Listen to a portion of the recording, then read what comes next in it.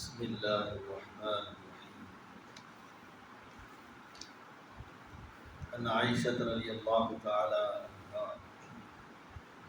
عنها قالت: جلس 11 امرأة فتعاهدن وتعاقدن ألا يكتمن من أخبار أزواجهن شيئا.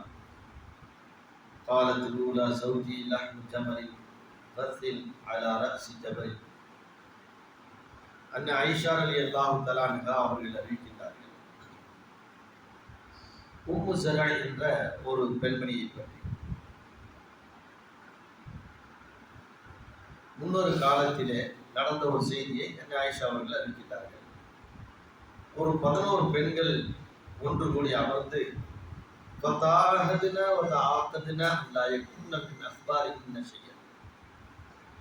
அந்த 11 பெண்களும் ஒரு முடிவு செய்து கொண்டார்கள். நம்முடைய வாழ்க்கையில் நடந்த அந்த சுவாரஸ்யமான செய்திகள் மற்றும் வருத்தமான அந்த செய்திகளை பற்றி நாம் பேசுவோம். ஆனால் அந்த செய்தியில் எந்த ஒன்றையும் நாம் மறைக்கக்கூடாது என்ற ஒரு உடன்படிக்கையின் அடிப்படையில் அந்த 11 பெண்கள் அமர்ந்து அவர்களுக்குள் பேசிக் கொள்கின்றனர். அதில் முதலாவது ஒரு பெண் சொன்னால், ஜௌஜி லஹ்மு ஜபலின் ஹஸின் அலா ரஸி ஜபலின். என்னுடைய ஒரு கணவர் எப்படிப்பட்டவர் என்று சொன்னால், அவர் உயரமான மலை சிகரத்தை போன்றவர், மலை சிகரத்தில் இருக்கக்கூடிய ஒரு மெலிந்த ஒட்டகத்தை போன்றவர். அந்த ஒட்டகம் எப்படி மெலிந்து எதற்கும் பிரயோஜனம் இல்லாமல் இருக்குமோ அது போன்றுதான் என்று அந்த பெண்மணி சொல்லி முடித்தார். அடுத்ததாக இரண்டாவது பெண்மணி கூறினார்கள், ஜௌஜி லா அபுஸ் கபரஹு இன்னி அகாஃபு அல்லா அதரஹு இன் அத்குருஹு அத்குரஹு உஜ்ரஹு வ உஜ்ரஹு. இரண்டாவது பெண்மணி, என் கணவரை பற்றிய செய்திகளை முழுமையாக நான் அம்பலப்படுத்த விரும்பவில்லை. அவ்வாறு நான் செய்தால் அவர் என்னை தன்னுடன் வைத்துக் கொள்ள மாட்டார் என்று பயத்தினால் அவரை பற்றி உண்டான எந்த ஒரு செய்தியும் நான் கூற விரும்பவில்லை என்று அவர்கள் கூறிவிட்டார்கள். அவ்வாறு கூறினால் மேலும் அந்தரங்கமான சில செய்திகளை கூற வேண்டியிருக்கும். அதனால் என் கணவர் வருத்தப்படுவார்.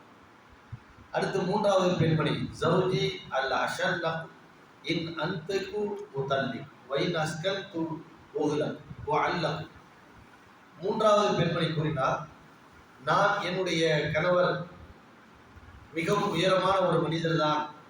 அவரை பற்றி நான் ஏதேனும் பேசி அவருடைய காதுக்கு அது விழுந்தால் என்னை விவாகரத்து பண்ணிவிடுவார். எதையும் சொல்லவில்லை என்றாலும் கூட என்னை சிறையில் அடைத்ததை போன்று அவர் அடைத்து விடுவார். ஆகினால் நான் எதுவும் சொல்ல விரும்பவில்லை என்று மூணாவது. நாலாவது பெண்மணி, ஜௌஜி கலைதி திஹாமா லா ஹர்ர வலா குர்ர வலா மகாஃபத வலா சாப. நாலாவது பெண்மணி கூறினார், என்னுடைய கணவர் எப்படி என்றால், திஹாமா என்று ஒரு மலை கொண்டிருக்கின்றது. அந்த மலையை போன்றவர் அவர், அந்த மலை பகுதியை போன்றவர். அந்த பகுதி எப்படிப்பட்டது என்று சொன்னால், அது உஷ்ணமும் இருக்காது, அதிகமான குளிர்ச்சியும் இருக்காது. எனவே அவரை பற்றி அவர் என் மீது எந்த வருத்தப்படக்கூடிய முறையில் நடந்து கொள்ளவில்லை. அதை போன்று என்னை திட்டக்கூடிய முறையிலும் அவர் நடந்து கொள்ள மாட்டார். அப்படிப்பட்ட ஒரு கணவர் என்று அவர் சொன்னார். அடுத்ததாக ஐந்தாவது பெண்மணி சொன்னார்கள், இன் தகல பகுதி வை நகர்ஜ அசன் வலா எஸ் அது அம்மா ஆகி. ஐந்தாவது பெண்மணி கூறினார்கள், என்னுடைய கணவர் எப்படிப்பட்டவர் என்றால், அவர் என் வீட்டில் நுழைந்தார் சிறுத்தையை போன்று இருப்பார், வெளியில் சென்றால் அவர் சிங்கத்தை போல் இருப்பார். மேலும் எதை பற்றியும் என்னிடத்தில் எதையும் கேட்கவும் மாட்டார் என்று சொன்னார். சிங்கத்தை புலி, அதாவது சிறுத்தையை போன்று என்று சொன்னார். வீட்டுக்குள் வந்தால் என்ன செய்யும்? சிறுத்தை அமைதியாக இருக்கும். சிங்கம் என்ன செய்யும்? வெளியே அது பயங்கரமாக சீறிக்கொண்டிருக்கும். அது மாதிரி தான் ஆறாவது பெண்மணி, இன் அக்கல லஃப வைன் ஷரிப இஸ்தஃப.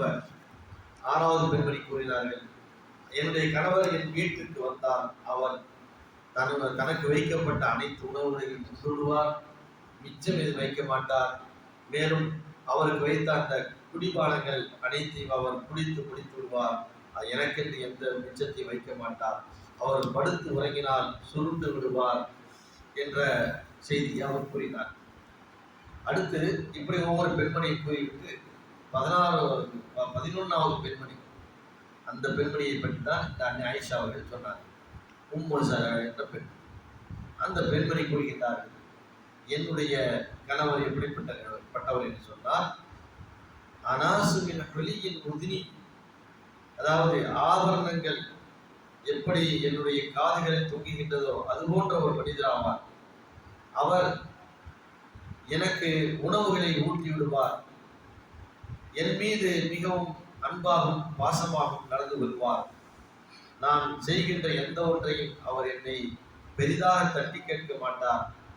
மேலும் வஜதனி பி அஹ்லி ஹுனைமத்தின் பிஷித்தி, என்னை அவர் எங்கே பெற்றுக்கொண்டார் என்று சொன்னால், ஒரு ஆடு மேய்க்கும் பொழுது என்னை அவர் கண்டார், எனவே அவர் என் மீது ஆசைப்பட்டு என்னை திருமணம் செய்து கொண்டார் என்று அந்த பெண்மணி கூறினார்.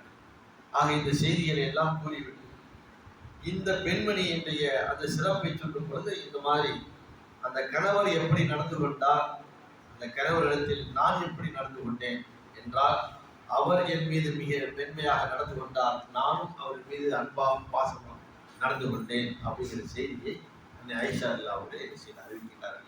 ஆக ஒரு கணவன் மனைவி எப்படி இருக்க வேண்டும் என்பதற்கு இதில் நிறைய விளக்கங்கள் இருக்கின்றது. அவைகளை நாம் ஒவ்வொன்றாக குறித்து சொல்வதென்றால் அதிகமான நேரம் பிடிக்கும். இதில் ஒரே இந்த உம்மு ஸரா என்ற பெண்மணியுடைய தன்னுடைய கணவரை பற்றி மிக சிறப்பாக சொல்கின்றார். என் கணவர் என் மீது அன்பு வைத்திருக்கின்றார், பாசம் வைத்திருப்பார், அவர் அளப்பெரிய அன்பையும் பாசத்தையும் அவர் கொட்டினார், அதை போன்று நானும் நடந்து கொண்டேன் என்ற செய்தியை அவர்கள் குறிப்பிட்டார்கள். சுப்ஹானல்லாஹ்.